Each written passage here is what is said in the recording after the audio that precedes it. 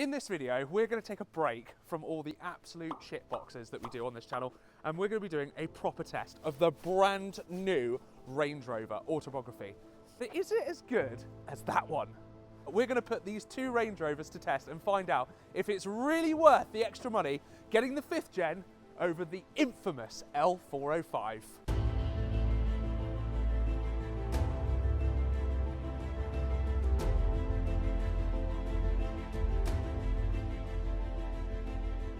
I've been a huge fan of Range Rovers. I've owned countless L322s, and the L405 is kind of the next step and what I'm aspiring to get to.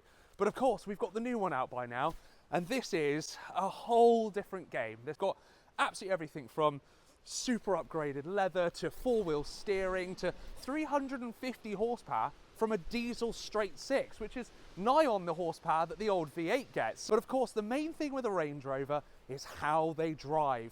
So I think what we're going to do, we're going to take each of them out back to back, same piece of road on the same day, and let's find out if the extra £100,000 is actually worth it. Should we start with the old one and familiarise ourselves with why this one is quite so good? Let's do it. So getting into the specifics for just a moment, this is an L405 Range Rover Autobiography 4.4 litre TDV8. The car has done 89,000 miles and was made in 2015. Now, there was one thing that I noticed as soon as I started the car up, which is probably all too familiar to Range Rover owners. Well, I'll show you actually. It has an engine light on. Straight away. So hopefully that's not going to be the same for the brand new one. Despite the engine light, the 4.4 litre was actually relatively bulletproof as far as Range Rovers go, especially if well maintained. You'd often see examples with over 200,000 miles. And very quickly into the drive, I was rediscovering my love for the L405. What is wrong with this? I'm so comfy, it's so quiet.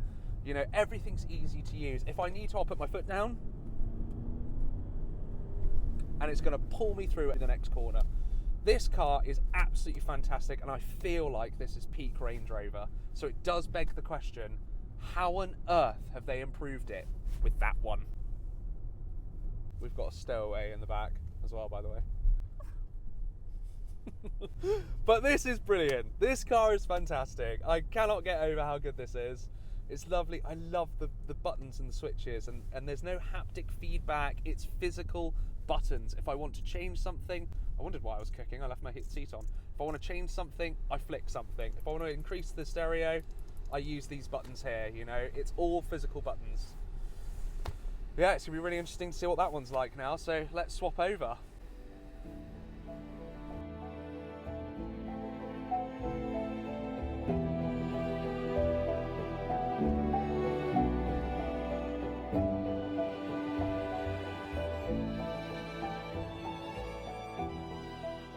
Then guys, the brand new Gen 5 Range Rover. So the first thing that we've noticed is, even though this is only a straight 6 and the old one is a 4.4 litre V8, this has got some power. This has got some power. Wow, that is incredible. So of course, speed is not the most important thing with a Range Rover. In fact, it's quite the opposite. It's putting your armrest down, soaking into the seat, and really just letting the car waft you away. And I hate to say this because I really wanted to come away from this video saying there's no point buying the brand new Range Rover. The L405 is just as good of a car, bar 5-10%, which doesn't make up the 100 grand deficit. But this is a Rolls-Royce Phantom. That's the only way I can figure out how to describe it. The NVH in this car, well, there isn't any. There's no noise, vibration, or harshness. There's no NVH at all. And to be honest, that shouldn't come as that much of a surprise, because if you look at what the Range Rover is now competing against, it's Bentley Bentayga and Rolls-Royce Cullinan. I don't love the big iPad screen, I will be honest. That is something I don't love, okay? But it has got manual vents here, and also the screen in front of you, again, it's digitalized, but the black levels on it are actually really nice. They're really lovely. The steering wheel is beautiful. It's got a leather on the inside of the rim and a beautiful piano black finish on the outside, and it actually gives a really lovely texture, which, you know, again, it's the little things, isn't it? The ride is impressive.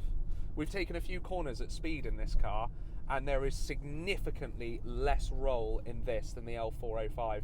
And the reason for that, as we take a corner now in fact, the reason for that is because this has these electronic anti-roll bars, which I don't know how they work, and I'm sure some very, very clever people in the comments will let us know. It's longer too, which naturally improves stability. Why is it longer? Well, this is Land Rover's new Flex space frame, which is designed to help accommodate things like hybridity, different layouts on the interior, and more legroom. Obviously, we had the Alcantara roof lining in the old L405 Autobiography. This is all leather, padded leather roof lining. So again, just a little bit of an upgrade. The minimalist design on the interior, no, I don't love it. I literally couldn't even figure out how to turn the stereo down a second ago, just as we were about to film. But I'm nitpicking, really. I really am. I'm nitpicking. I love the fact that the seat controls are here on the door, just like you'd find on a Mercedes. And as soon as I adjust it, it brings up the seat here on the screen as well. This car is absolutely incredible. I wanted to dismiss it. I really did. I wanted to come into this saying an L322 or an L405 is all the Range Rover you need for, you know, a tenth of the price. And it is. But if you've got the money and you want to do it, you really should. The leather as well. This is a special kind of leather. I think it's anodized leather, which means that it should stay looking as good as this for even longer. And you'd like to think so, because with this colour, you'd think you'd fart and you'd mark the leather in this, you really would, but it does feel quite tactile. There's a lot of lovely things in this car, and I know it's an awful lot of money. I think the retail on this one is about £150,000, and we all know it won't be worth £150,000 for long, but the way I'm just wafting up to the old L405 here, it makes me feel pretty superior. It does. It's making me feel superior to a car that I thought would be completely unbeatable. But guess what? It's just been beaten.